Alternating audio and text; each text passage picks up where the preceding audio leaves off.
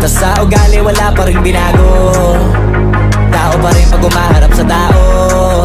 Pero pag usapang rap pa, iba-iba ko. Literal na may bago kong naabangan sa tuwing may ilalabas na bago.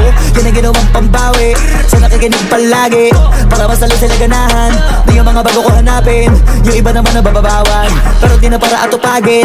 Di kasi nila maunawaan na yung bulsa ko pinapalalim. Kahit pa paano naman naganap ako paunti-unti, gumalaw ng pino, hindi maitatanggi. Iba din na laking munti, pila may anting-anting. Sa galing na malayong kunting na naging kambing. Sa dami ng hinahin na putahe, pwedeng akalay malaking gantin. Yung iba nakahalata na sa pangalan at laka, nagiging malalapit lalo pag pabaliktad na binasa. Pag gumagawa, hindi ko ba magagawa, maiba lang ang lasa. Para maipakita ko din na din ako gumagawa na basta-basta. Ngayon lalo pang nananabik, kasi meron ang bumabalik. Gagawin ko pa rin ang gagawin. Ngayon saan pa kaya ko neto dadalhin?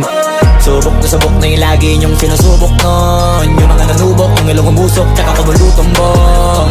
Ito na ngayon yung mga sinabihin yung gonggong sa tuktok.